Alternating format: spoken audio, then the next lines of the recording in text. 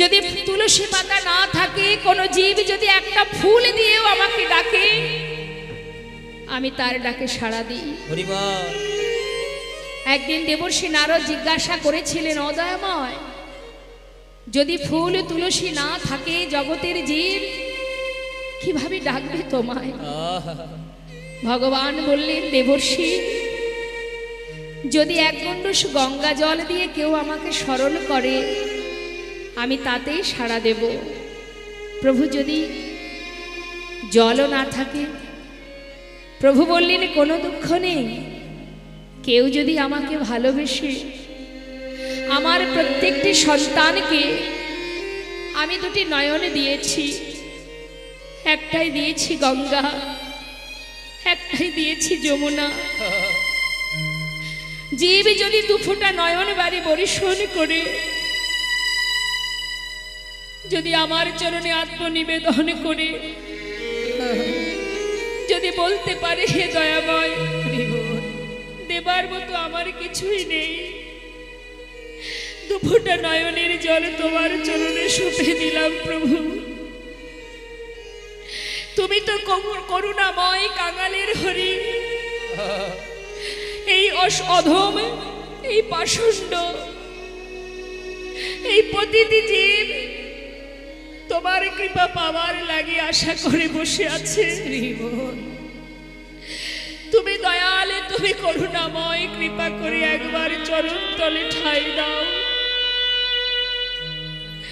যদি কোনো জীব দুফোঁটা বাড়ি বরিশন করতে পারে মা,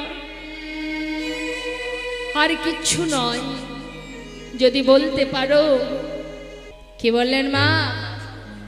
মাত্র দুফোঁটা বাড়ি বরিশন, আর কিছুরই দরকার নেই। আত্মনিবেদন করতে শেখো। আত্মনিবেদন করে তাকে সঙ্গে করে চলো, সঙ্গে নিয়ে চলো। যদি কেউ ডাকার মতো ডাকতে পারে, ভগবান বললেন, আমি তার চরণে যুগে যুগে দাস হয়ে পড়ে থাকি। তাই আজ আমার প্রভু বলছেন, ও ভিখারি, দরকার নেই তোর ক্ষীরসর ননি মাখনের দরকার নেই। তোর যেমন আছে তুই তেমনটাই আমাকে সেবা দে, আমি তাতেই খুশি। ফেলে দে, যা কিছু নিয়ে চলেছিস সব ফেলে দে। তাই তো আমি ফেলে দিয়েছি বাবু, কি করব বলো? তখন লালা বললেন, ভিখারি, তবে কি এই প্রাসাদে থাকলে গোবিন্দকে ভুলে যেতে হয়? তা তো আমি জানি না বাবু। আচ্ছা শোনো, অভিখারি, তুমি আমার ঘরে থাকবে, তোমার সমস্ত খাওয়া পড়ার দায়িত্ব আমার। তুমি নিজে কৃষ্ণ নাম করবে, আর আমাকে কৃষ্ণ নাম শোনাবে। থাকবে তুমি আমার এই মহলে। বাবু, আপনার মহলে থাকলে আপনার মতো অবস্থা আমারও হবে। আমিও দিনে দিনে একটু একটু করে আমার গোবিন্দকে আমি ভুলে যাব। তাই বাবু, আমাকে আর আপনি দাঁড় করিয়ে রাখবেন না, আমাকে বিদায় দিন। চলে গেল ভিখারি মা। লালা মনে মনে চিন্তা করলেন, তবে বুঝি এই বিষয়ের মধ্যে ডুবে থাকলে কৃষ্ণ ভজন হয় না? তবে কি এই ধন ঐশ্বর্যের মধ্যে থাকলে আমি আমার গোবিন্দের কৃপা থেকে বঞ্চিত থাকব? না না, আমি আর এখানে থাকতে চাই না।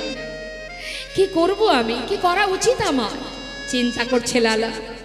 একটু একটু করে চিন্তা করতে করতে হঠাৎ একদিন তিনি পালকি চেপে মা যাচ্ছে খাজনা আদায় করতে। হরিবল। এখন বাবা, যখন খাজনা আদায় করতে যাচ্ছে, গোটা রাজ্যে পালকি চেপে যাচ্ছে। সারাদিন ধরে খাজনা আদায় করে ঠিক সন্ধ্যা আগত, সেই সময় ঘরে ফিরছে। হরিবল হরিবল। যখন সন্ধ্যা আগত, বেলি অবসান কাল, আমাদের প্রত্যেকের জীবনেই আসবে, সন্ধ্যা ঘনিয়ে আসবে এক সময়। তাই লালা যখন ফিরছে তখন কাল সন্ধ্যা। পালকি চেপে আসছে লালা খাজনা আদায় করে। ঠিক সেই সময় এক রজকন্যা, মানে ধোপার মেয়ে, বাবাকে চিৎকার করে ডেকে বাবাকে বলছে, বাবু গো, বাবু গো, বেলা যায়, বাসনায় আগুন দাও, বাবু গো। বেলা যায় বাসনায় আগুন দাও। এই যে কথাটা চিৎকার করে ধোপার মেয়ে তার পিতাকে বলছে, বাসনায় আগুন দাও। বাসনা মানে মা কলার পাতা শোখালে তাকে বাসনা বলা হয়। এই বাসনাকে যখন পোড়ানো হয় তখন যে খার তৈরি হয় সেটা দিয়ে আগেকার সময় কাপড় কাচা হতো। এখন তো অনেক রকমের ডিটারজেন্ট বেরিয়ে গেছে, তাই না? তো বলছে বাবু বেলা চলে যায় বাসনায় আগুন দাও। আর সেই কথাটা বাতাসে প্রতিধ্বনি হচ্ছে। লালা তখন ফিরছে, শুনছে কি জীবন বেলা বয়ে যায়, আসার পালা শেষ, এবার শুরু হবে যাবার পালা। ফেরার কালে যখন শুনেছে, সঙ্গে সঙ্গে পালকি থেকে নেমে সেই রজক কন্যার কাছে ছুটে গিয়ে কন্যাকে জড়িয়ে ধরে বলছে, মা কি যেন বললি তুই? আর একটি বার বল, কি বললি আমায় একটি বার বল। বাবু আমি তো কিছু বলিনি, আমি আমার পিতাকে বলেছি বেলা যাই বাসনায় আগুন দাও। না না, এ কথা তুই বলিসনি, এ কথা তুই বলিসনি, তুই ভুল বলছিস। আমি যে অন্য কিছু শুনলাম। বাবু অন্য কিছু? হ্যাঁ রে, এই তো তুই বললি বেলা যায় বাসনায় আগুন দাও। আমি তো সেটাই শুনেছি মা। তুই যে বারবার বললি বেলা যায় বাসনায় আগুন দাও, সত্য কথা রে। বাসনার পিছনে ছুটতে ছুটতে আমার যে মূল্যবান সময় চলে যাচ্ছে। কত সময় চলে গেল বিষয়ের মধ্যে ডুবে থাকতে থাকতে।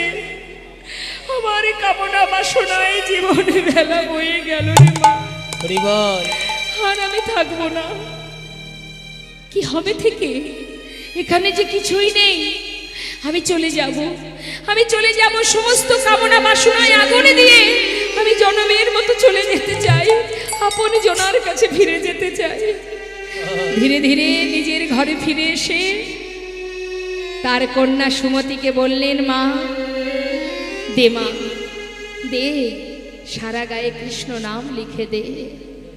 বাবা কি হয়েছে তোমার? আমি জানি না, তবে মা এই বিষয় সম্পদ সবই থাকবে, তোরা থাক, এবার আমাকে বিদায় দে, আমি চলে যাই। আমাকে যে এবার ফিরতে হবে, নিজের ঘরে ফিরতে হবে মা, কিছুই আর চাই না আমি। ও মা, যারা প্রকৃত ভগবানকে ভালোবাসে তারা কিন্তু ইহজগতের সংসারের মধ্যে আবদ্ধ নেই। যেমন সরগোস্বামী, একবার চিন্তা করুন, জয়রূপ সনাতন ভট্ট রঘুনাথ, শ্রীজীব গোপাল ভট্ট দাস রঘুনাথ, নামাচার্য শিলা ঠাকুর হরিদাস, যারা সর্বস্ব পরিত্যাগ করে নামকে সম্বল করে কৃষ্ণচরণে গিয়ে সকলেই আশ্রয় নিয়েছে, গোবিন্দ কৃপা লাভ করেছে। জয় নিতাই। আর আমরা সংসারকে বেশি ভালোবাসি, তাই আমরা যেতে পারবো না। সংসারকে বেশি ভালোবাসি কিন্তু আমরা বোকা, আমরা মূর্খ, তাই আমরা এখনো অনিত্য বস্তুকে নিয়ে আষ্টে পিষ্টে বসে আছি। এটা আমার ওটা আমার করতে করতে দিন চলে যাচ্ছে। মহাজন বললেন, আমার আমার করে বুঝিতে না পারো, আমাতে কি আছে রত। কোন শক্তি বলে বেড়াই চলি, বলে কিসের অভাবে হয় দেহ পতন। দেহের মাঝে আছে প্রাণেরই সঞ্চার, তাহাতেই বলি আমার আমার। প্রাণ গেলে হবে সবাকার, সব নেশারি সফর। আজ যে সম্পদের মালিক তুমি, আজ যে রাজা কাল সে ভিখারি, কি তাই তো? আপনি কি জানেন আজ যে অহংকারে আমি বসে আছি, অহংকার শুধু অর্থে হয় না, বিভিন্ন কারণে অহংকার হয়। অনেকে দেখবেন রূপেরও অহংকার আছে, আছে না? রূপের অহংকার, টাকার অহংকার, বিভিন্ন রকমের অহংকার হয়। তা অহংকার করে লাভ নেই। আজ যে তুমি রাজা কাল ভিখারি, কখন যে তোমায় ভগবান সর্বস্ব কেড়ে নেবে তুমি জানো না।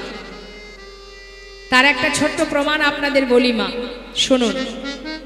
এগুলো শুধু শুনলে হবে না, এগুলো হৃদয় মাঝে অন্তর মাঝে বসাতে হবে, প্রত্যেকটা কথা হৃদয়ঙ্গম করতে হবে, না হলে কোনোদিন এই অন্ধকার থেকে আলোর পথ আমরা খুঁজে পাব না।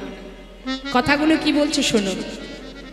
যিনি মস্ত বড় রাজা, যার নাম, যিনি অযোধ্যার রাজা, এই অযোধ্যার রাজা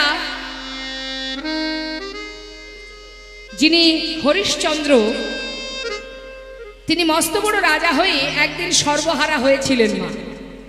কিভাবে? এই হরিশ্চন্দ্র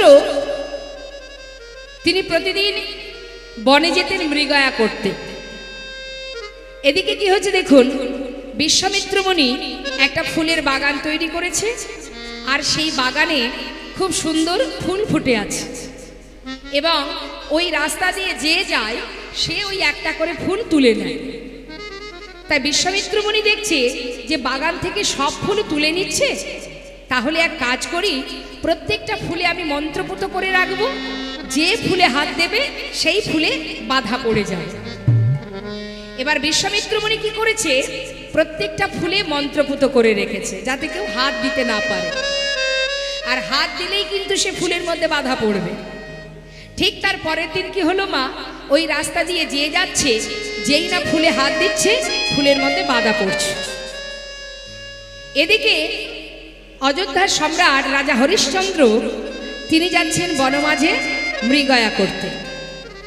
যাবার কালে ফুলের মধ্যে অনেক রমণীকে বাধা থাকতে দেখে তিনি নিজের ক্ষমতা দিয়ে তিনি তাদেরকে উদ্ধার করেছিলেন। এই যে উদ্ধার করেছিলেন, বিশ্বামিত্র মুনির অনুমতি ছাড়া তিনি এই কর্ম করেছিলেন বলে বিশ্বামিত্র মুনি তিনি রাজদ্বারে এসে রাজাকে বলেছিলেন যে শোনো হরিশ্চন্দ্র, তুমি আমার অনুমতি ছাড়া যে কর্ম করেছো এর জন্য তোমাকে সাজা পেতে হবে। তা সাজাটা কি দিয়েছিলেন মা?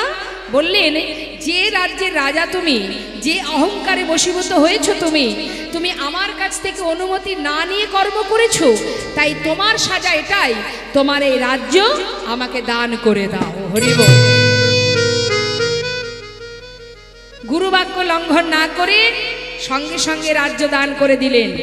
দান করে দিয়ে নিজের স্ত্রীকে নিয়ে আর সন্তানকে নিয়ে পথে এসে দাঁড়ালেন। যেই না পথে এসে দাঁড়িয়েছে, সঙ্গে সঙ্গে রাজা হরিশ্চন্দ্র তিনি বলে উঠলেন, আহা, যে আমি আমার বলতে যা কিছু ছিল সবই আপনাকে দিয়েছি, এবার আমার মুক্ত করে দিন। দাঁড়াও, এখনো সময় হয়নি। বিশ্বামিত্র মুনি বললেন, দান করেছো কিন্তু এখনো তো দক্ষিণা দাওনি, দক্ষিণা দাও। যেই বলেছে দক্ষিণা দাও, আর কি আছে তার? কি দেবে সে? তার তো আর কিছুই নেই। অবশেষে নিজের স্ত্রীকে আর সন্তানকে নিয়ে দাঁড়ে দাঁড়ে চিৎকার করে সন্তানকে বিক্রি করার জন্য, স্ত্রীকে বিক্রি করার জন্য দাঁড়ে দাঁড়ে চিৎকার করে ডাকতে লাগলেন, কে আছো? দাসী আছে, দাসী নেবে গো, দাসী আছে, দাসী নেবে গো। চিৎকার শুনে একজন শুদ্ধ বৈষ্ণব তিনি এসে বললেন, বেশ, আমার দাসী প্রয়োজন, আমার ঘরে ভগবানের সেবার জন্য দাসী দরকার, তাহলে আমাকেই দিন। যখনই তার স্ত্রীকে দিয়ে দিলেন মা, সেই সঙ্গে সন্তানকেও দিয়ে দিলেন। দুইজনকে বিক্রি করে সেখান থেকে যে কড়িটা পেল, আর নিজেকে বিক্রি করে দিলেন কোথায়? নিজেকে বিক্রি করে দিলেন কালু ডোমের কাছে।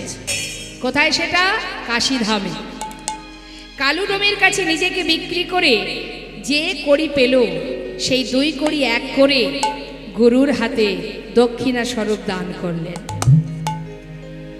সর্বস্ব হারিয়ে শ্মশানে মরা পোড়ানোর কাজ করতে শুরু করলেন।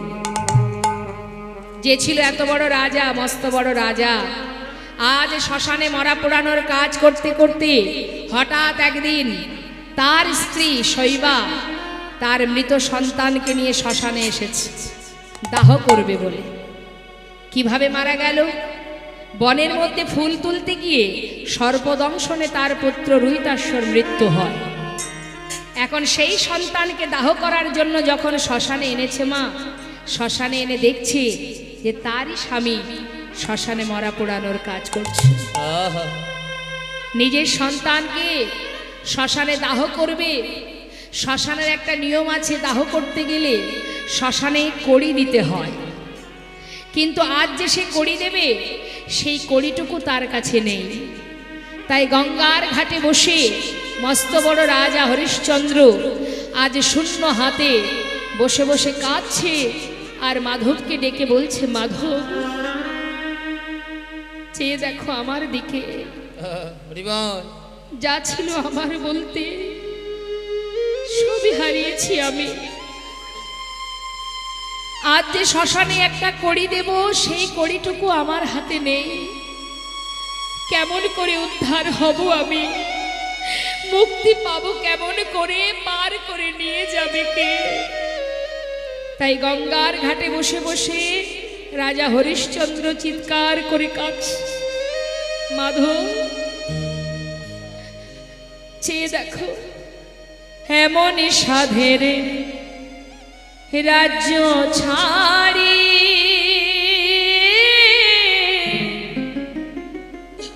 মাধবে হলাম আমি দিন ভিখারি গো।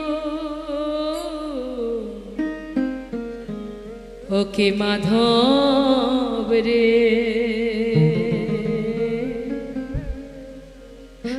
কৃপা করে ফিরাও নৌকা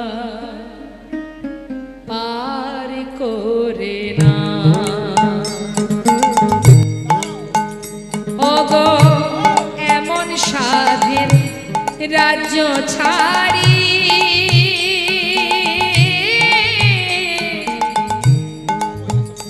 মাধব হলাম আমি দিন ভিখারি রে।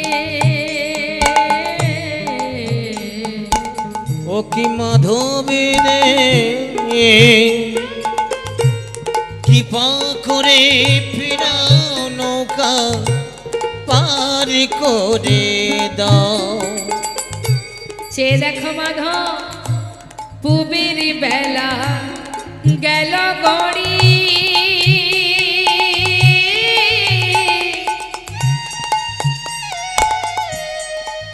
মাধবী রে,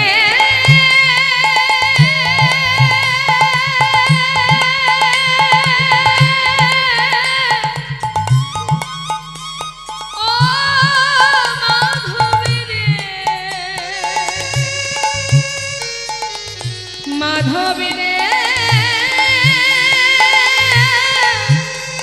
ও মাধবী রে,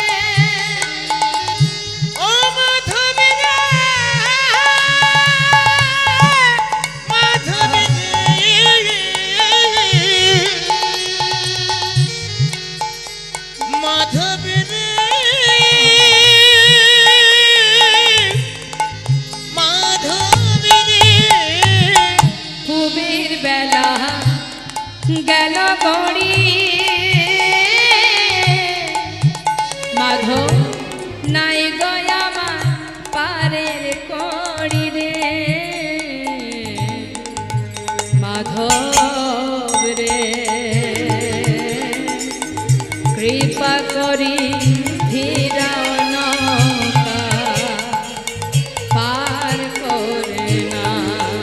মাধব রে, কৃপা করি ফিরাও নৌকা পার করে নাও। সর্বস্ব পরিত্যাগ করে শূন্য হাতে গঙ্গার ঘাটে বসে আজ মাধবের কৃপা লাভ করবার জন্য মাধবের শরণাপন্ন হলেন। ঠিক তেমন আজ লালাও মা জীবনের যা কিছু ছিল সব ত্যাগ করে দিয়ে কৃষ্ণ ধনে ধনী হবার জন্য সারা গায়ে কৃষ্ণ নাম লিখে তার কন্যাকে বললেন, সুমতি সর্বস্ব রইল মা, তোর মায়ের কাছেও আমি আর দেখা করতে চাই না, তাহলে আমার কৃষ্ণ ভজনের বাধা সৃষ্টি হবে। তাই সর্বস্ব ত্যাগ করে বিদায় নিয়ে মদনে কৃষ্ণ নাম, সারা গায়ে কৃষ্ণ নাম গাইতে গাইতে চললেন বৃন্দাবনের পথে। হরিবল হরিবল। বৃন্দাবনে যখন এসে পৌঁছালেন মা, 1 মাস 2 মাস কেটে গেল। বৃন্দাবনে এসে পৌঁছালো তখন রাত্রি অর্থাৎ অন্ধকার হয়ে গেছে। গোবিন্দ কুণ্ডের তীরে রাত্রিটা অতিবাহিত করার পর সকাল হতে না হতে দেখছে সমস্ত ব্রজমাইরা মাথায় করে একটা করে ডালা সাজিয়ে সারিবদ্ধ হয়ে সবাই যাচ্ছে। লালা চিৎকার করে ডাকছে, ও ব্রজবাসী, ব্রজবাসী, তোমরা সবাই যাচ্ছ কোথায়? বাঁকে বিহারীর ভোগ লাগাতে। আমায় একটু নিয়ে যাবে? কেন নিয়ে যাব না, চলো আমাদের সঙ্গে। তবে শোনো, এইভাবে গেলে হবে না, আমরা যা গাইতে গাইতে যাব, তুমিও শুনে শুনে আমাদের সঙ্গে গাইতে গাইতে যাবে। বেশ, তাই হবে। লালা পাচু পাচু যাচ্ছে আর ব্রজমাইরা গাইতে গাইতে যাচ্ছে। কি গাইছে? রাধে রাধে রাধে রাধে রাধে রাধে বল বল। আমরাও তো সবাই বৃন্দাবনে এসে পৌঁছালাম। লীলার সাথে সাথে আমরাও তো যাচ্ছি, তাই তো? হ্যাঁ, কোথায় আছি এখন আমরা? লীলা শ্রবণ করছেন তো, তাহলে মনটা লীলার সাথে সাথে যাচ্ছে তো। হ্যাঁ, তাহলে এখন বর্তমানে আছি কোথায়? বৃন্দাবনে। তাহলে বৃন্দাবনে রাজার নাম করতে হবে। সবাই মিলে হাত তুলে। বাহ, দেখি তো কার কার হাত আছে। সবাই তুলেছেন তো? আমাকে ফাঁকি দিয়ে কোনো লাভ নেই, আমি তো নিমিত্ত মাত্র। হ্যাঁ, আমাকে ফাঁকি দিয়ে লাভ নেই। একটা কথা জেনে রাখবেন, মানুষের চোখের ফাঁকি দিয়ে যে কাজই আমরা করি না কেন, কিন্তু যিনি বসে আছেন প্রত্যেকের হৃদয় মন্দিরে, তার চোখের ফাঁকি কিন্তু কেউ দিতে পারবে না। কেমন? তাই আমি বলছি হাত তুলতে। এবার যার যার কর্ম তাকেই করতে হবে, কেউ কারোর কর্ম করে দেবে না। আজ যে বেশ পরিধান করে তুমি আমার সামনে দাঁড়িয়ে আছো, একটিবার সত্য কথা বলো, এটা কোনো ছলনা নয় তো? কোনো ছলনা নিয়ে তুমি আসনি তো? একবার আমায় বলো। করজোড়ে লালা বলে উঠলেন, বন্ধু, না না, আসিনি আজ তোমার কাছে বন্ধু কোনো ছলনা।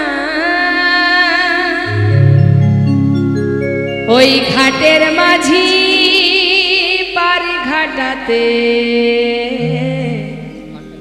বসে ডাকছে আমার। বিদায় গৌর হরিবল।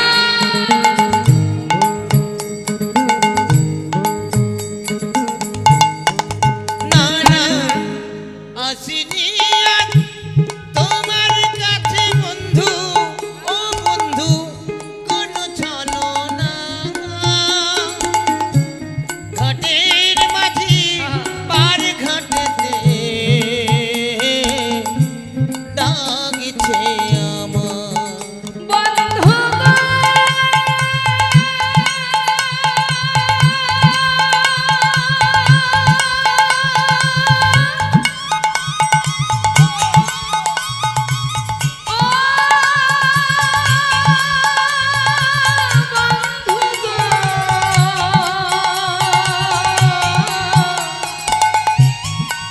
বন্ধু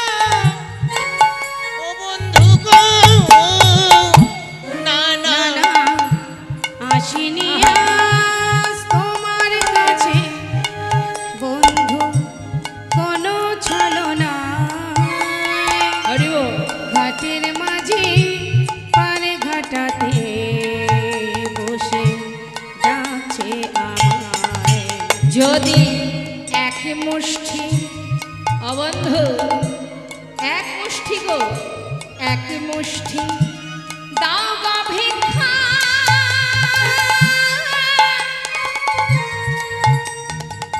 তবে হবে মোর গুরুপদে দীক্ষা। বন্ধু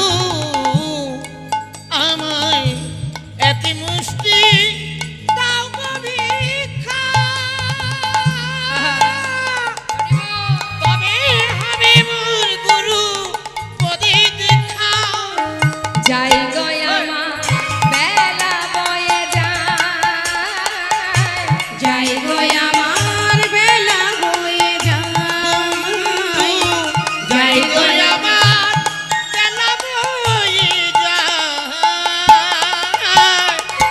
ঘাটের মাঝি ডাকছে আমার নানা আসিনি তোমার কাছে বন্ধু কোন ছোলো গাছের মাঝে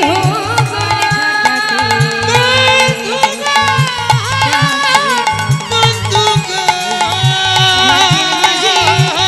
ঘাটাতে বন্ধু গো, ডাকছে বন্ধু গো। বন্ধু, এক মুষ্টি ভিক্ষার জন্য তুমি দাঁড়ে দাঁড়িয়ে আছো। দাঁড়াও বন্ধু, আমি আসছি। জগৎ শেঠ এক মুষ্টি তন্ডুল নিয়ে যেই না লালার আঁচলে দিয়েছে মা, ওই ভিক্ষার জন্যেই তো এতদিন অপেক্ষা। ভিক্ষাটুকু পাওয়া মাত্রই কোনো দিকে না তাকিয়ে ছুটতে ছুটতে যাচ্ছে। বাবাজি, বাবাজি, বাবাজি, বাবাজি, দেখো, এই দেখো, এই দেখো, আমি ভিক্ষা করে এনেছি। আমার যে শত্রু, আমি তার ঘর থেকে ভিক্ষা করেছি। এবার আমায় ভিক্ষা দাও বাবাজি। দাঁড়াও লালা, ভিক্ষা তো তুমি এনেছো, অবশ্যই আমি তোমায় মন্ত্র দেব, কিন্তু তোমার পিছনে ওটা কি আসছে? আমার পিছনে? বন্ধু, তুমি তুমি কেন আমার পিছনে আসছো? জগৎ শেঠ বলে উঠলেন, বন্ধু, আমার দ্বারে দাঁড়িয়ে তুমি যখন বললে তোমার জীবন বেলা বয়ে যায়, হরি বল। পার ঘাটার মাঝে পারে দাঁড়িয়ে আছে, আমি ভাবেছি আহা, তোমার যদি জীবন বেলা বয়ে যায়, আমারও তো জীবন বেলা বয়ে যায়। তাই তোমাকে এক মুষ্টি তন্ডুল দেবার পর আমি আমার জমিদারিতে আর ফিরে যেতে পারলাম না। তুমি ছুটতে ছুটতে চলে যাচ্ছ দেখে আমি তোমার পাছু ছুটতে ছুটতে এসেছি। বন্ধু, আমাকে গ্রহণ করো, আমাকে গ্রহণ করো বন্ধু। বাবাজি, এ যে আমার সেই বন্ধু যে এতদিন আমার শত্রু ছিল, সর্বস্ব পরিত্যাগ করে আমারই শরণ নিয়ে আমার পাছু পাছু ছুটে এসেছে। ওকে গ্রহণ করো বাবাজি, ওকে তুমি গ্রহণ করো। দুইজনে মিলে বাবাজির কাছ থেকে মন্ত্র গ্রহণ করলেন, গুরুচরণে প্রণাম করলেন।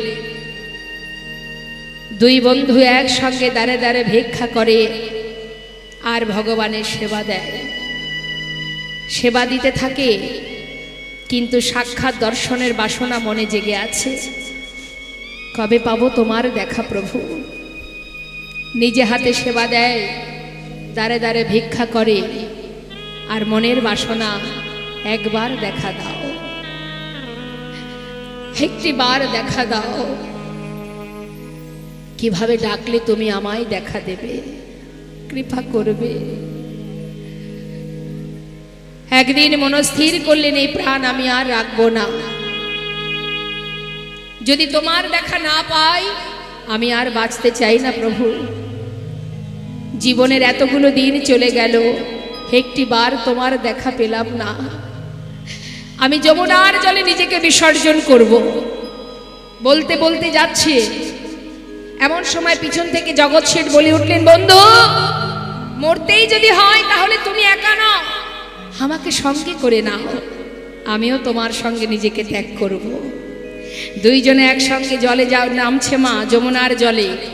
এদিকে তীরে দাঁড়িয়ে অনাদি আদি গোবিন্দ ভগবান কৃষ্ণচন্দ্র বৃন্দাবনে বালুরাশির উপরে দাঁড়িয়ে লালাকে ডাকছে, লালা, লালা। এমন করে নিজেকে বিসর্জন করো না, পিছন ফিরে একবার চেয়ে দেখো, ভগবান ত্রিভঙ্গ বঙ্কিমে দাঁড়িয়ে আছেন। আর এদিকে লালা যেই না পিছন ফিরে তাকিয়েছে, অনাদি আদি গোবিন্দকে দর্শন করে সর্বকারণের কারণ স্বয়ং পূর্ণ ব্রহ্মকে দর্শন করবা মাত্রই ছুটে গিয়ে চরণটা জড়িয়ে ধরলেন। আর যেই না চরণটা জড়িয়ে ধরেছে, জগৎ শেঠ আর লালা দুজনে গোবিন্দ চরণ পেল। জগৎ শেঠ বলে উঠলেন, দয়াময়, আজ তোমার দেখা পেলাম প্রভু, তোমার দেখা পেলাম বটে, কিন্তু তুমি একা কেন এলে? একবার যুগল হয়ে দাঁড়াও।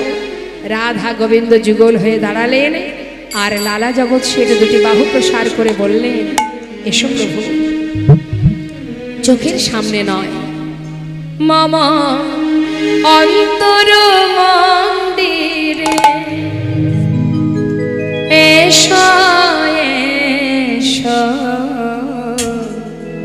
মাধব কৃষ্ণ এসো মাধব কৃষ্ণ গোপাল। মম অন্তর মন্দিরে প্রভু এসো এসো, মাধব কৃষ্ণ গোপাল গোপাল, মাধব কৃষ্ণ গোপাল। এসো এসো তুমি, এসো হৃদি মাঝে, অন্তর যামি হরে প্রাণে প্রিয় রাজে। এসো এসো তুমি, এসো হৃদি মাঝে, অন্তর জামি হরি প্রাণে প্রিয় রাজে। অধরে বাসিয়া মধুর হাসিয়া, অধরে বাসিয়া মধুর হাসিয়া, এসো এসো কৃষ্ণ গোপাল, এসো মাধব হৃদয় গৌর হরি বল। মম অন্তর মন্দিরে এসো এসো, মাধব কৃষ্ণ গোপাল গোপাল, মাধব কৃষ্ণ গোপাল, এসো মাধব কৃষ্ণ গোপাল। কথাটা কি বললেন? ভিখারি কি করে? গোবিন্দ সেবা দিয়ে তবে প্রসাদ গ্রহণ করে, যার কারণে সে দাঁড়ে দাঁড়ে ভিক্ষা করে। হরি বল। তাহলে মা সে কি কর্ম করছে? এ জগতে যারা সাধুগুরু বৈষ্ণব, যারা ভগবানকে ভালোবাসে, দেখবেন দাঁড়ে দাঁড়ে ভিক্ষা করলে যাদের একটু অর্থ আছে তারা তাকে দেখে বলে, আহা দেখো দেখো বড় অসহায়, দাঁড়ে দাঁড়ে ভিক্ষা করে তার দিন কাটে, বড় কাঙাল, বড় ভিখারি, তাই না? কিন্তু লক্ষ্য করবেন, যারা ভগবানের সেবায় রত, যারা ভগবানকে ভালোবাসে, ভগবানের জন্য দাঁড়ে দাঁড়ে ভিক্ষা করে, মহাজন শাস্ত্রে বললেন, শাস্ত্রে আছে, তারা হলেন মহাধনে ধনী। তাহলে ভিখারি কারা? যারা একতলা দোতলা তিনতলা ঘর করে সুন্দরভাবে আরামায়েশে জীবনযাপন করছে, তাদের কিন্তু কিছুই নেই মা। বিচার সবাই যখন বিচার হবে, আমাদের এই পার্থিব জগতে যেমন বিচার সভা আছে না, আছে তো, আইন আছে, কানুন আছে, থানা পুলিশ আছে, হ্যাঁ, বিচার হয়তো সেখানে, সংশোধনাগার আছে, বেশ, ঠিক তেমন আমরা যখন ফিরবো মা, সেখানেও বিচার হবে। ওই বিচার সভায় সেখানে যখন বিচার হবে যে তুমি 84 লক্ষ জনী ভ্রমণ করে দশেন্দ্র ষড়রিপু এই যে দেহটা আমরা পেয়েছি, সব কিছু দিয়ে তোমায় পাঠিয়েছি, তা বলো আমার দেওয়া যে হাত দুটো পেয়েছো, হাত দিয়ে কি করেছো? মর্তধামে গিয়ে আমার দেওয়া হাত দিয়ে কি কি করেছো? আমরা কি বলবো? মারামারি করেছি, খুন করেছি, ডাকাতি করেছি, তাই না? 3 তলা বাড়ি করেছি, 4টে গাড়ি করেছি, এটাই বলতে হবে। হরি হরি। ঠিক কেমন জানেন মা? ওই দেখবেন যারা মাছ ধরে, জাল ফেলে যখন নদীতে বা পুকুরে, যখন জাল ফেলে, মনে করুন মাছ যদি বিক্রি করার জন্য মাছ ধরতে যায়, তাহলে যেমন মাছই হোক সব তুলে নিয়ে বিক্রি করে দেয়। তার জন্য কিন্তু বাছাবাছি করে না, যা পাবে সেটাই বিক্রি করে দেবে। কিন্তু যদি সেই ব্যক্তি কখনো ভাবে যে আমি আজ মাছ খাবো, এটা যদি ভাবে যে আমি মাছ খাবো, এটা যদি সে মনে করে, তখন দেখবেন পুকুরে জাল ফেললে যে মাছগুলো উঠবে তার ভিতরে একটা একটা করে বাছাই করবে, করবে তো? যেটা ভালো লাগবে না আবার সেটাকে পুকুরে ফেলে দেবে। এটা নয় ওটা, এটা নয় এটা, একটু দেখতে ভালো নয় ফেলে দাও, এটা কেমন যেন ফেলে দাও। অর্থাৎ বাছাই হয়। যখন সে খাবে তখন সে বাছাই করবে, যখন বাজারে বিক্রি করবে বাছাই করবে না। তার মানে কি বোঝা গেল? যে ভগবানও কিন্তু একটু একটু করে বাছাই করবেন যে কে তার সেবার যোগ্য। অর্থাৎ বিচার কেমন হবে বলো? আমার দেয়া বদনে কি করেছো? আন কথা কু কথা, পরনিন্দা পর চর্চা। কৃষ্ণ নাম দিনে একবারও বলতে সময় পাইনি। ভগবান প্রত্যেককে একটু একটু করে পরীক্ষা করতে করতে যার ভিতরে পাপ তাপ জ্বালা যন্ত্রণা কামনা বাসনা থাকবে আবার পুনরায় তাকে এই ধরায় পাঠিয়ে দেবে। যাও, এখনো তোমার সময় হয়নি, আমার চরণ তুমি পাবে না। বিচার, সবাই বিচার হবে তোমার মধ্যে কি কি গুণ আছে, তুমি ভগবানকে কিভাবে ভালোবেসেছো। সবাই আমরা ভক্ত, কিন্তু ভগবানকে ভালোবাসা, ভগবানকে চেনা জানা, এই যে সবার দ্বারা হয় না, সবাই পারে না। বিচার করে আবার আমাদের এই ভব সাগরে, এই মায়ার সংসারে ত্রিতাপ জ্বালা ভোগ করতে আবার তিনি পাঠিয়ে দেবেন। তাই বাবা, সংসার জীবনে আমাদের এই বিচিত্র নাট্য মঞ্চে সংসারে যে যাত্রা অভিনয় আমরা করে চলেছি, এটা শুধুমাত্র অভিনয়, আর কিচ্ছু নয়। কখনো কারোর কন্যা ছিলাম, কখনো কারোর স্ত্রী হয়েছি, কখনো কারোর মা হয়েছি, এই তো চলছে যাত্রা। কিন্তু যাত্রা যখন শেষ হবে আপন গন্তব্যস্থলে সবাইকে ফিরতে হবে, যেখানে আমার আপন জন বসে আছে, অনাদি আদি গোবিন্দ। তাই জগতে সেই সুখী সেই ধনী যেজন কৃষ্ণ ধনে ধনী, যেজন কৃষ্ণ নামের ধনে ধনী। তাই বলছি লালা, আচ্ছা ও ভিখারি, দাঁড়াও, একটু অপেক্ষা কর। ঘর থেকে অনেক দামি দামি রত্ন একটা পুটুলি বেঁধে ভিখারিকে দিয়েছে। বাবু, এটা দিয়ে কি হবে? নিয়ে যাও, অনেক মূল্যবান সম্পদ দিয়েছি তোমায়, ঘরে নিয়ে গিয়ে আমার মতো ধনী হবে, যাও নিয়ে যাও। মাথায় করে নিয়ে যাচ্ছে মা। লালার কাছ থেকে বিদায় নিয়ে মাথায় করে নিয়ে যেতে যেতে কিছুটা পথ গিয়ে সেই পুটুলিটা হাতে করে নিয়ে বেশ কিছু দূরে একটা ছোট্ট বনের ভিতরে ছুঁড়ে ফেলে দেয়। যেই না ফেলে দিয়েছে, পিছন থেকে লালা চিৎকার করে বললেন, এই ভিখারি, এত বড় সাহস তোমার, আমি যা কিছু দিয়েছি তুমি ফেলে দিলে কেন? উত্তর দাও।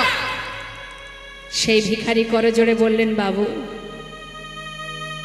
আপনার দেয়া সম্পদ মাথায় করে নিয়ে যাচ্ছিলাম আমি, কিন্তু জানো বাবু, পথে আসতে আসতে হঠাৎ কে যেন আমাকে পিছন থেকে বলল, ভিখারি, এই ভিখারি, এগুলো মাথায় নিয়ে কোথায় যাচ্ছিস তুই?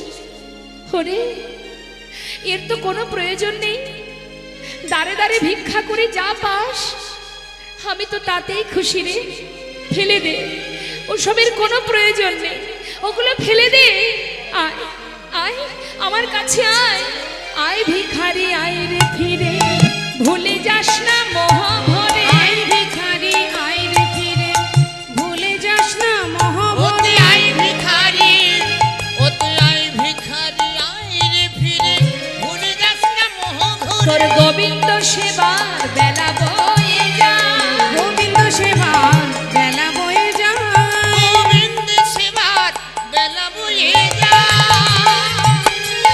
শোন ভিখারি, ওই বিদুরের খোঁজ যেমন তোর ভিক্ষার অন্ন তেমন, বিদুরের খুদ যেমন তোর ভিক্ষার অন্ন তেমন। খুদ যেমন তোর ভিখার অন্ন তেমন। সেবা দিতে ভুল করিস নে আমার, সেবা দিতে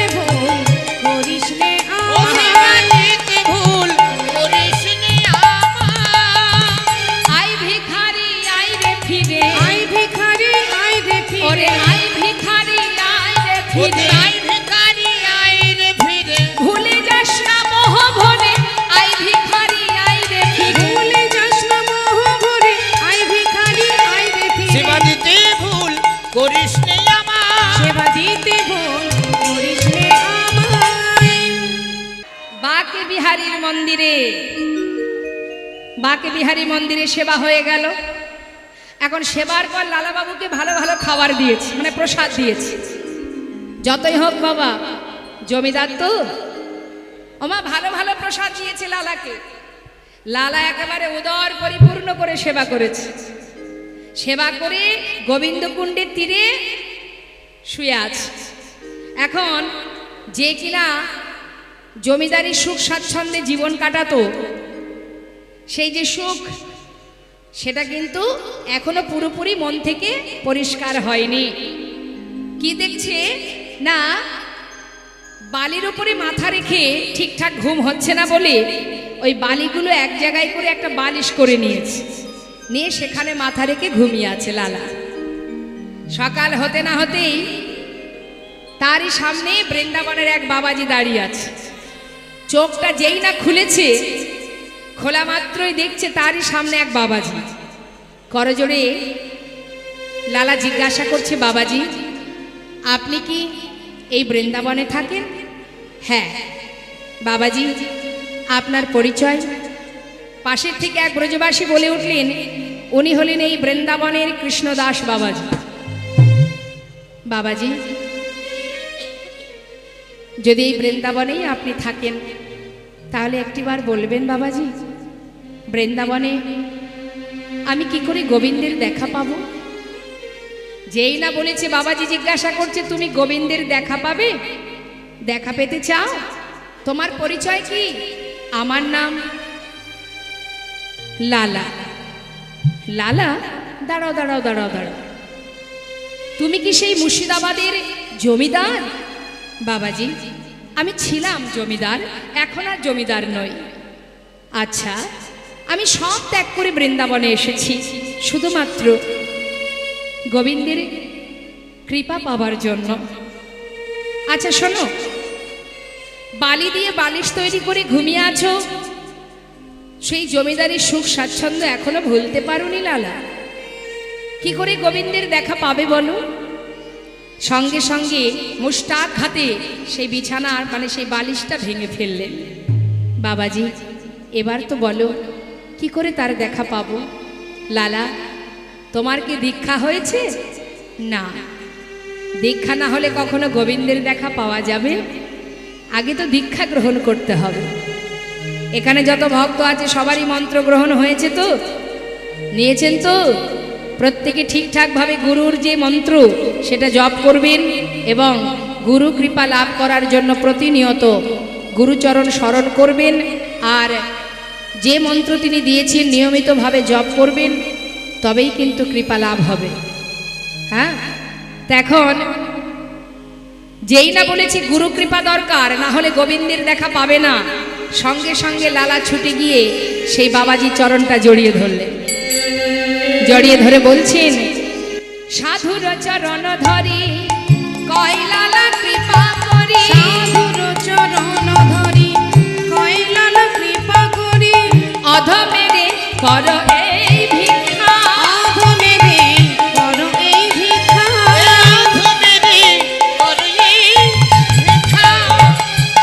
অবিষ্ট ধন পাইবারে ঘর ছেড়ে এসেছি ঘরে, অবিষ্ট ধন পাইবারে ঘর ছেড়ে এসেছি ঘরে, ফিরিব না কৃপা করে দাও মরে দীক্ষা, ফিরিব না কৃপা করে দাও মোরে দীক্ষা, আমি আর তো ঘরে ফিরব না গো, আর তো ঘরে ফিরব না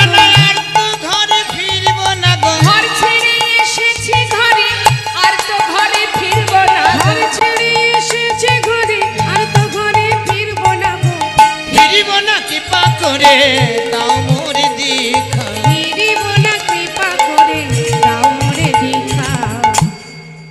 কি বললেন? আপনার চরণ স্মরণ নিলাম, এবার আপনি আমাকে মন্ত্র দিন। বাবাজি বললেন, লালা দীক্ষা বললেই তো দীক্ষা দেওয়া যাবে না, তার জন্য উপযুক্ত সময়ের প্রয়োজন। এখনো তোমার সময় হয়নি, সময় হলে আমি নিজে এসে তোমায় দীক্ষা দিয়ে যাব। বাবাজি তাহলে আমি করবোটা কি? পারবে? আজ আমি যা বলবো সেটা করতে পারবে? কেন পারবো না? একবার বলেই দেখো, যা বলবে আমি তাই করব। লালা যদি তুমি সত্যিই পারো তাহলে শোনো, আজ থেকে মন্দিরে মন্দিরে প্রসাদ পেয়ে আর এই বালির বিছানা করে ঘুমিয়ে ঘুমিয়ে দিন কাটালে হবে না। বৃন্দাবনে এসে গোবিন্দের দেখা পেতে গেলে তোমাকে কর্ম করতে হবে। কি কর্ম? নাও, একটা ভিক্ষার ঝুলি হাতে দিয়ে বললেন, লালা ধরো ধরো লালা ভিক্ষার ঝুলি কাঁধে, আরে ধরো ধরো লালা ভিক্ষার ঝুলি কাঁধে, ফিরে এসো দ্বারে তুমি ধরো ধরো লালা,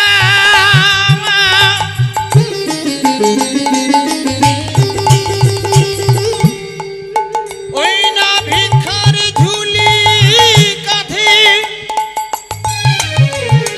তুমি ঘুরে এসো দ্বারে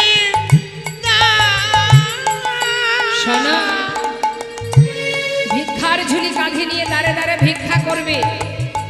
আর কি করবে? মুখে রাধা গুণগান, ভিক্ষা মেঘে না কৃষ্ণ পদ কর সার। মুখে রাধা গুণ গাও, ভিক্ষা মেঘে নাও, কৃষ্ণ পদ করো দাঁড়ে দাঁড়ে ভিক্ষা মেঘে আনো, দাঁড়ে দাঁড়ে ভিক্ষা মেঘে আনো, আরে রাধা রাধা নামে করো, দাঁড়ে দাঁড়ে ভিক্ষা মেঘে আনো, রাধা গুণগান ভিক্ষা মেঘে নাও, কৃষ্ণ পদ করো ওই না রাধা গুণ গাও, ভিক্ষা মেঘে নাও, কৃষ্ণ পদ করো বোঝা গেল মা? অহংকার দূরীভূত করে, হিংসা দূরীভূত করে ভিক্ষার ঝুলি কাঁধে নিয়ে দাঁড়ে দাঁড়ে ভিক্ষা করো, তবেই তুমি গোবিন্দের কৃপা পাবে, না হলে পাবে না। আমরা তো সর্বদাই অহংকারে ডুবে থাকি, আমাদের দিয়ে কি হবে? ভিক্ষা হবে কি? দাঁড়ে দাঁড়ে ভিক্ষা করতে হবে, কারোর বাড়ি বাদ দিলে হবে না। কেমন? যাও, মুখে রাধা নাম করবে। এবার লালা প্রতিদিন কাঁধে ভিক্ষার ঝুলি নিয়ে দাঁড়ে দাঁড়ে ভিক্ষা করে মা। কিন্তু হঠাৎ একদিন বৃন্দাবনে তার স্ত্রী, তার পুত্র, তার কন্যার সঙ্গে দেখা হয়ে গেল। এমন সময় কাত্যায়নী দেখছে তার স্বামীর কাঁধে ভিক্ষার ঝুলি, যে কিনা মুর্শিদাবাদ জেলার মস্ত বড় জমিদার। আজ তার কাঁধে ভিক্ষার ঝুলি দেখে কাত্যায়নী এক দৃষ্টিতে তাকিয়ে আছে স্বামীর দিকে। স্বামীর কি হাল হয়েছে, যে কিনা এত বড় জমিদার, আজ তার কাঁধে ভিক্ষার ঝুলি। সহ্য করতে পারছে না, চোখে দেখতে পারছে না, বলছে স্বামী তুমি ফিরে চলো, তোমার এই অবস্থায় এই বেশ আমি সইতে পারছি না। লালা বলে উঠলেন, কাত্যায়নী কোথায় ফিরে যাব আমি? আমি তো আমার ঘরে ফিরে এসেছি, আমি আর কোথাও যাব না, আমায় যেতে বলো না। ছোট্ট ছেলে নারায়ণ বললেন, বাবা তুমি যদি আর ফিরে না যাও, তবে এতদিন যেখানে থেকে তুমি অনেক অর্থ উপার্জন করেছো, তার থেকে কিছু সংখ্যক অর্থ দিয়ে আমি যদি বৃন্দাবনে একটা মন্দির করে দিই, নিশ্চয়ই তুই যদি করিস আমার কোনো বাধা নেই। তার ছেলে নারায়ণ সুন্দর করে মন্দির নির্মাণ করলেন, যেটা আজও বর্তমান। যাবেন, দর্শন করে আসবেন। বৃন্দাবনে রাধাকুণ্ডের পাড়েই কিন্তু লালার মন্দির আছে। সেই মন্দির নির্মাণ করবার পর সেই মন্দিরে যে বিগ্রহ স্থাপন করলেন, যার নাম কৃষ্ণচন্দ্রমা, সেই বিগ্রহ প্রতিনিয়ত সেবা দেবার জন্য একজন পূজারীকে রাখা হয়েছে। কেন? লালা নিজে হাতে সেবা দিতে পারে না, লালার তো দীক্ষা হয়নি মা। যত সময় দীক্ষা না হবে, তুলসীর মালা কণ্ঠে না পরিধান হবে, তত সময় আপনার হাতের রাজভোগ ভগবান গ্রহণ করবেন না। তার কারণ তিনি তুলসী ছাড়া কোনো কিছুই গ্রহণ করেন না। আপনার অঙ্গে যদি তুলসী না থাকে, ভগবান আপনাকেও গ্রহণ করবেন না। তাই আপনি যদি সেই ভোগ দিতে যান, আপনার অঙ্গে তুলসী নেই, আপনি নিজে হাতে ভগবানকে ভোগ দিতে যাচ্ছেন, আপনার ভোগ ভগবান নেবে কি করে? আপনার অঙ্গে তুলসী নেই, আপনি যে প্রণাম করছেন তার চরণে নিজেকে নিবেদন করছেন, কিন্তু আপনার গায়ে যদি তুলসী না থাকে, ভগবান তো আপনাকেই গ্রহণ করবেন না। তাহলে আপনার দেওয়া ভোগ তিনি কি করে সেবা করবেন? তাই আজ বাবাজি বললেন, যত সময় তোমার দীক্ষা না হবে তুমি কিন্তু সেবা নিতে পারবে না। কিন্তু মা প্রতিদিন সে কর্ম থেকে কোনোদিনই সরে যায় না, ভিক্ষা করে দাঁড়ে দাঁড়ে, কিন্তু নিজে হাতে প্রভুকে সেবা দিতে পারে না। এক দৃষ্টিতে প্রভুর চোখের দিকে তাকায় আর বলে, প্রভু কি অপরাধ করেছি আমি, সর্বস্ব ত্যাগ করে তোমার কাছে এসেছি, কেন তুমি আমায় গ্রহণ করছো না? কেন আমি নিজে হাতে তোমায় সেবা দিতে পারছি না? কি অপরাধ আমার, কোন পাপের কারণে আজ তুমি তোমার কাছ থেকে বঞ্চিত রেখেছো বলো প্রভু। চোখের জলে বুক ভাসিয়ে মন্দিরে বসে বসে কাঁদে, নিজে হাতে তার বদলে কিছু দিতে পারে না, এটাই তার দুঃখ। হঠাৎ একদিন পূজারীকে বলছে, পূজারী আজ আর আমার ভিক্ষা করতে ভালো লাগছে না, পূজারী শোনো না, আজ একটা কাজ করবে। পূজারীকে জড়িয়ে ধরে বলছে, পূজারী আজ করিব না মাধু করি, আমি পাইব প্রসাদ। করিব না মাধুরী, আমি পাইব প্রসাদ। প্রসাদ পাইবার লাগি মনে বড় সাদ, প্রসাদ পাইবার লাগি মনে বড় সাদ। ওই না প্রসাদ পাইবার লাগি মনে ভরসা। পূজারী রে ডাকিয়া কয়, ও পূজারী কিঞ্চি প্রসাদ দিও মরে, ভজনেতে বসল গিয়া গোহার ভিতরে। ভজনেতে বসল গিয়া গুহার ভিতরে। ওই না ভজনে বসলো গিয়া গুহার ভিতরে। ও পূজারী আজ আর ভিক্ষায় যাব না, তুমি আজ আমাকে একটু প্রসাদ দিও কেমন? আমি একটু গুহার মধ্যে বসে বসে ভজন করব, কেমন? আমার কথা ভুলে যেও না, একটু প্রসাদ দিয়ে এসো কিন্তু। এই বলে লালা গুহার ভিতরে গিয়ে আপন মনে ভজন করছে আর বলছে, দয়াময় এই রইলাম আমি গুহার মধ্যে বসে, আর আমি বাইরে বেরোবো না, যত সময় তুমি আমার সামনে এসে না দাঁড়াবে আমি গুহা থেকে আর বাইরে বেরোবো না। আমিও দেখতে চাই তুমি কত সময় আমার সামনে না এসে দূরে থাকতে পারো। বসে বসে ভজন করছে লালা, আর এদিকে মন্দিরে ভোগ নিবেদন করে পূজারী প্রসাদের পাত্র নিয়ে যখন লালাকে দিতে যাবে, হঠাৎ ঝড় বৃষ্টি শুরু হলো। সবই তো গোবিন্দের কৃপা মা, ভক্তের বোঝা তো ভগবানই বহন করেন। তিনি যেই না ঝড় বৃষ্টি হয়েছে, আর কিন্তু প্রসাদ নিয়ে গুহার মধ্যে যেতে পারছে না পূজারী। তাই পূজারী কি করেছে, বারান্দায় প্রসাদের পাত্রটা রেখে বৃষ্টি থামার অপেক্ষায় বসে আছে। এদিকে হঠাৎ ভগবান করুণাময় তিনি তাড়াতাড়ি করে পূজারী রূপ ধারণ করে সেই প্রসাদের পাত্রটা নিয়ে যাচ্ছেন প্রভু আমার ভক্ত সেবা দেবেন বলে। আহা, ভক্তের সম্মুখে গিয়ে দাঁড়াচ্ছেন, আর এদিকে আপন মনে চোখ বন্ধ করে লালা গুহার মধ্যে বসে বসে গোবিন্দের চরণে ভজন করছে। রাধে কৃষ্ণ গোবিন্দ গোপাল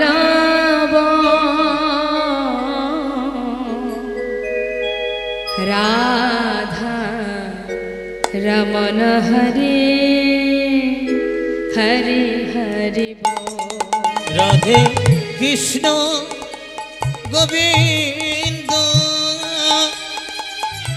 গোপাল বল বল রাধার মন হরি হরি হরি বল। কৃষ্ণ গোবিন্দ গোপাল বল রাধার মনোহরি হরি হরি বল। গিরিধারে গোবর্ধন ধারে আর গিরিধারি বল গোবর্ধন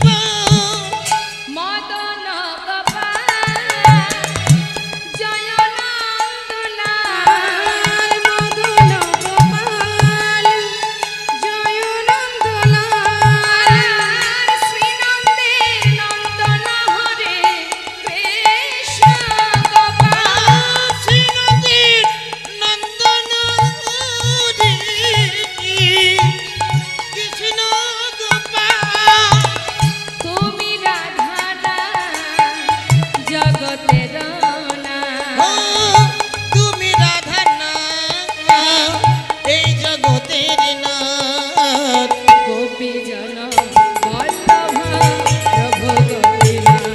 রাধা কৃষ্ণ তাই গৌর হরি বল হরি বল। বল রাধার মনোহরি হরি হরি বল বলো রাধার মনোহরি হরি হরি বল। ভজন শুনতে শুনতে ভগবান ভক্তের সামনে এসে দাঁড়িয়েছে, কেমন ভাবে? পূজারীর বেশে। লালা, কে? আমি পূজারী। তুমি প্রসাদ খাবে না? এই নাও, ধরো ধরো, প্রসাদ নাও। লালা কিন্তু প্রসাদ খেলেন, কিন্তু চিনতে পারলেন না মা। প্রসাদ খাওয়া শেষ হয়ে গেল, আবার পাত্রটা নিয়ে গোবিন্দ ফিরে গেলেন। যেই না ঝড় বৃষ্টি থেমে গেল, প্রকৃত যে পূজারী সে হঠাৎ মন্দিরের ভিতর থেকে বাইরে এসে দেখছে প্রসাদের পাত্রে প্রসাদ নেই। কি ব্যাপার? প্রসাদগুলো কি হলো? আচ্ছা, হয়তো বৃষ্টি থামার পর কোনো ভক্ত এসে প্রসাদ নিয়ে চলে গেছে। ঠিক আছে, তাতে কোনো দুঃখ নেই, মন্দিরে তো অনেক প্রসাদ আছে, একটু না হয় দিয়ে আসি। এই ভেবে আবার পুনরায় একটা পাত্রে প্রসাদ নিয়ে যাচ্ছে গুহার ভিতরে। লালা কিন্তু বসে বসে ভজন গাইছে মা। এসে ডাকছে পূজারী, প্রকৃত যে পূজারী, লালা, লালা। কে? আমি পূজারী। প্রসাদ খাবে তো তুমি? এই তো তোমার জন্য প্রসাদ এনেছি। কি করব বলো? এত বৃষ্টি হচ্ছিল, আমার একটু আসতে বিলম্ব হয়ে গেছে। নাও নাও নাও, শিগগিরই নাও, প্রসাদ খেয়ে নাও। লালা বলছে, প্রসাদ? পূজারী, আমি তো প্রসাদ খেয়েছি। খেয়েছো? হ্যাঁ, তুমি তো দিয়ে গেলে। আমি তো আসিনি লালা। তুমি আসনি? কি বলছো তুমি? একটু আগে আমায় প্রসাদ দিলে, আমি প্রসাদ খেলাম, তারপর তুমি চলেও গেলে, আবার এলে যে। লালা, আমি তো এই প্রথম এলাম, আমি তো এর আগে আসিনি লালা। তুমি আসনি? তবে তবে কে এসেছিল আমার কাছে? লালা, তা দেখতে কেমন? তোমারই মতো, তোমার মতো বেশ, তোমার মতো দেখতে। আমি তো তোমাকেই ভেবেছি লালা। আমার মতো দেখতে, আমার মতো বেশ, সে এসেছিল তোমার কাছে। তুমি চিনতে পারোনি লালা, চিনতে পারলে না। এ তুমি কি করলে লালা, তুমি কি করলে? পূজারী, তুমি কার কথা বলছো? আমি কিছুই বুঝতে পারছি না। কে এসেছিল? পূজারী বলো, কে এসেছিল আমার কাছে? লালা, প্রশ্ন করছো আমার কাছে? বলো, বুঝতে পারছো না? এখনো বুঝতে পারছো না লালা? তুমি প্রশ্ন করছো আমায়। কি বলবো তোমায় আমি? মিছে কেন পুছো রে, আমার বলা কিছুই না। মিছে কেন পুছো মোরে, আমার বলার কিছুই নাই। যে যা করে করান তিনি, সবার অন্তরে সে যে যে যা করে করান তিনি, সবার অন্তরে সে যে রয়। মিছে কেন বুঝো মোরে, আমার বলার কিছুই নাই। মিছে কেন বুঝো মোরে, আমার বলার কিছুই নাই। আমার বলার কিছু না, আমার বলার কিছু না, আমার বলা কিছু না। হে কৃষ্ণ, তুমি করুণা,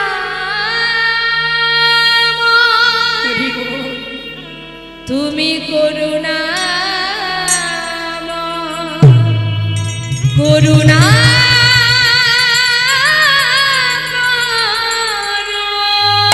তুমি করুণাময় করুণা করো। ছুটতে ছুটতে গুহা থেকে বাইরে এসে মন্দিরের ভিতরে প্রবেশ করে ভগবানের সম্মুখে দাঁড়িয়ে বলছে, দয়াময় বলো প্রভু বলো, দেখাই যখন দিলে তবে কেন ছলনা করলে? কি অপরাধ আমার, কেন তোমার দেখা পেলাম না? আর কত কাঁদাবে তুমি, একটি বার বলো প্রভু, বলো না মনে কাঁদাইছ কেন?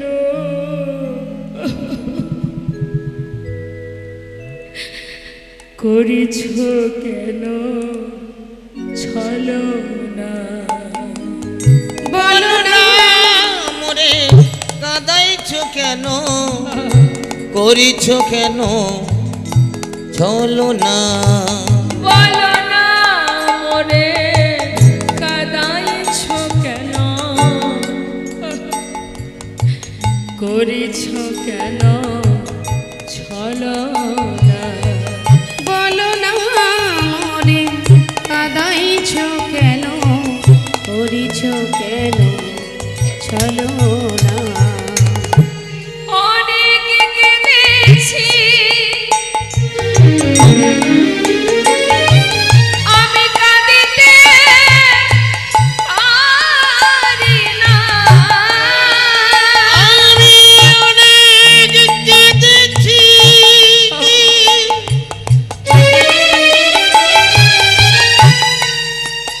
আর কাঁদতে পারি না। ও প্রভু দেখা কি মরে দেবে না? করিছ কেন ছলনা? বলো না মোরে কাঁদাইছ কেন, করিছ কেন ছলনা? বলো না মোরে কাঁদাইছ কেন, করিছ কেন ছলনা? ছুটতে ছুটতে সেই বাবাজির কাছে গিয়ে বাবাজির চরণটা জড়িয়ে ধরে বুকের মধ্যে বলে উঠলেন, বাবাজি আজ তোমায় বলতে হবে তুমি কেন আমায় দীক্ষা দিলে না? কি অপরাধ আমার, কেন আমি দীক্ষা পেলাম না? তুমি জানো বাবাজি, আমি তার দেখা পেয়েছিলাম কিন্তু চিনতে পারিনি আমি। আমায় বলো বাবাজি, কেন তুমি দীক্ষা দিচ্ছ না? লালা এখনো তোমার সময় হয়নি, সময় না হলে দীক্ষা দিতে পারবো না। বাবাজি কেন আমার সময় হয়নি? কি অপরাধ আমার, যত সময় তুমি না বলবে আমি তোমার চরণ ছেড়ে কোথাও যাব না বাবাজি, কোথাও যাব না। লালা বেশ, তাহলে শোনো লালা, তোমার অপরাধ কোথায় জানো?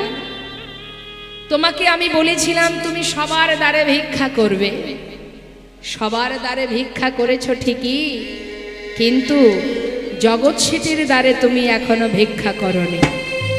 কেন লালা, জগৎ শেঠের দ্বারে ভিক্ষা করনি কেন? বাবাজি ওদের সঙ্গে আমাদের বহুদিনের বিবাদ দ্বন্দ্ব লেগে আছে, তাই আমি যাইনি। কেন বিবাদ, কেন দ্বন্দ্ব, কেন? বাবাজি জমিদারির কারণে ওদের সঙ্গে আমাদের দ্বন্দ্ব। লালা তুমি কি এখন আর জমিদার আছো? না। তোমার জমিদারি আছে? না। তাহলে বিবাদ কেন থাকবে লালা? মনের ভিতর থেকে হিংসা পরিত্যাগ করো, হিংসা পরিত্যাগ করে যে তোমার এতদিনের শত্রু তার বাড়িতে নতমস্তকে ভিক্ষা করে নিয়ে এসো। যত সময় তোমার অহংকার দূর না হবে তত সময় তোমার দীক্ষা হবে না। ভিক্ষার ঝুলি কাঁধে নিয়ে এবার যাচ্ছেন মা জগৎ শেঠের বাড়িতে। তাই জেনে রাখুন, কোনো ধর্মীয় কাজ যখন আপনারা করবেন, যার যার বাড়িতে করুন, আর কমিটির ভক্তগণরাই করুন, যেখানেই হোক না কেন। ধর্মীয় কাজে কখনো হিংসা নিয়ে, কারোর প্রতি বিবাদ নিয়ে, দ্বন্দ্বতা নিয়ে কখনো ভগবানের সেবা হয় না। আপনি যত টাকায় খরচ করুন না কেন, যে আপনার চিরশত্রু, আপনি তার বাড়িতে নতমস্তকে নিমন্ত্রণ জানিয়ে তার কাছ থেকে ভিক্ষা করে এনে তবেই যদি সেবা দিতে পারেন, তবেই আপনার সেবা সার্থক হবে, না হলে বৃথা। তাই আজ জগৎ শেঠের দ্বারে যাচ্ছে যে এতকালের শত্রু ছিল, তার দ্বারে ভিক্ষার ঝুলি নিয়ে দাঁড়ালেন, চিৎকার করে বললেন, ভিক্ষাং দেহি। যেই না বলা, তাকে দেখেই চিনতে পেরেছে দাঁড়ি। আচ্ছা, এ তো আমাদের চিরশত্রু লালা এসেছে দ্বারে ভিক্ষা করতে। কোনো কথা না বলে দাঁড়ি কিছু দামি দামি রত্ন একটা পাত্রে নিয়ে ওই লালার সামনে এসে যখন লালার ঝোলায় দিতে যাবে, এমন সময় লালা বললেন, দাঁড়াও দাঁড়ি, আমি তোমার হাত থেকে ভিক্ষা নিতে পারবো না। যার জন্য আমার এই দ্বারে আসা, তাকে একবার নিয়ে এসো, অর্থাৎ তোমাদের যে জমিদার, আমি তার হাত থেকে ভিক্ষা নেব। আর তুমি যে ভিক্ষা দেবার জন্য এনেছো, এ তো আমি নিতে পারবো না। শোনো শোনো দাঁড়ি, আমি ধনের ভিখারি নয় গো, আমি ধনের ভিখারি নয়, আমি ধনের ভিখারি নই গো, আমি ধনের ভিখারি নই। চাই গো যে আমি এক মুষ্টি ভিক্ষা, চাই গো যে আমি এক মুষ্টি ভিক্ষা, চাই গো যে আমি এক মুষ্টি ভিক্ষা, চাই গো যে আমি এক মুষ্টি ভিক্ষা। তাই দুয়ারে দাঁড়ায়ে রই, আমি ধনের ভিখারি নই, আমি ধনের ভিখারি নই, আমি ধনের ভিখারি নই, আমি ধনের ভিখারি নই। সঙ্গে সঙ্গে দাঁড়ি ভিতর ঘরে গিয়ে জগৎ শেঠকে বললেন, বাবু একবার আপনি দাঁড়ে চলুন। কেন কেন যাব? আপনার চিরশত্রু লালা আপনার দ্বারে দাঁড়িয়ে আছে ভিক্ষা নেবার জন্য। সে কি বলো কি তুমি? আমার চিরশত্রু লালা এসেছে আমার দ্বারে? হ্যাঁ, সে আপনার হাত থেকে ভিক্ষা নিতে চাই বাবু। তাই একবার আপনি চলুন।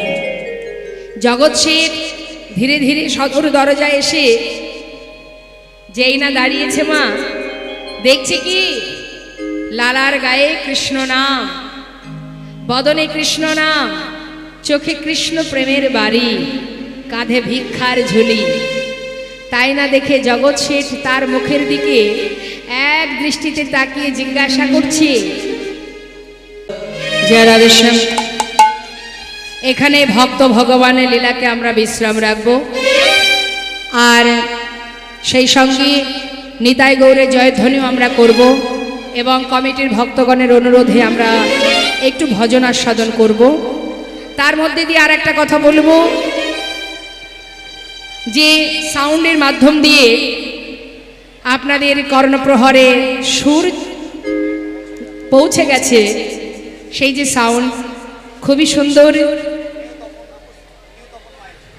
নিউ তাপস মাইক, হ্যাঁ Tapan Tapan mike, new Tapan mike, Chiladangi, সেখান থেকে এসেছে। আপনারা সবাই মিলে ভগবানের কাছে প্রার্থনা করুন এইভাবে যেন গোবিন্দ সেবা দিতে পারে, সাউন্ডের মাধ্যম দিয়ে ভগবানের নাম যেন আপনাদের মতো ভক্ত কর্ণে পৌঁছে দেয়। হরি বল হরি বল, নিতাই গৌর হরি বল। তো আমরা দর্শন করব, ভক্ত আর ভগবানের মিলন হইল, ভগবানের মিলন হইল, প্রেমানন্দে বদন ভরে হরি হরি বল, প্রেমানন্দে বদন ভরে হরি হরি বলো। জয় সচিনন্দন জয় গৌর হরি,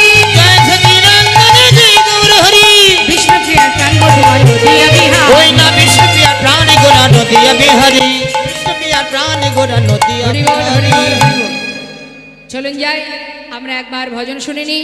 সবাই মিলে দুটি বাহু তুলে আগে একটা গৌরহরির ভজন শুনবো, কেমন? হ্যাঁ। সুরধনির কিনারায় সোনার নুপুর দিয়া পায়।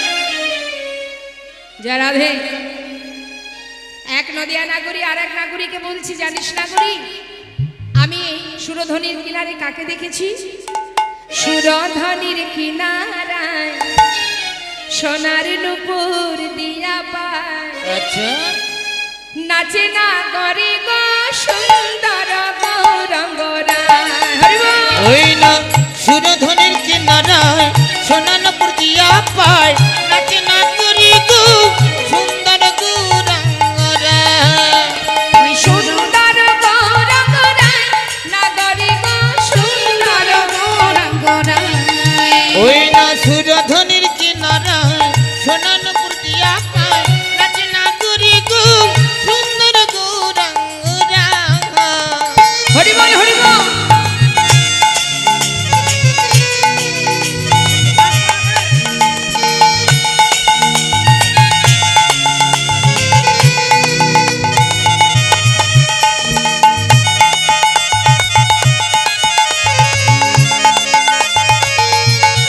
আহা।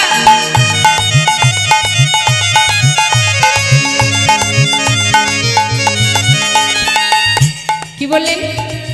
দেখো দেখো, সুন্দর কপালে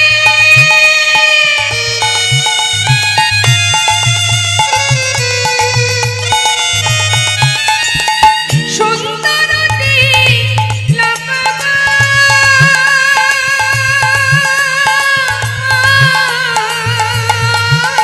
ওই সুন্দর কপালে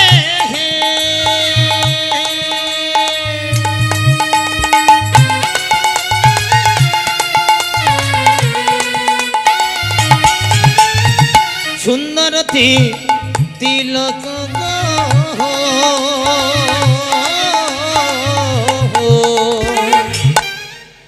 আমরা সবাইকে সুন্দর বলি না মা?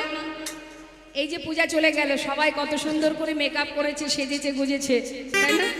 সবাই বলে বাবা কি সুন্দর, কি সুন্দর, তাই না?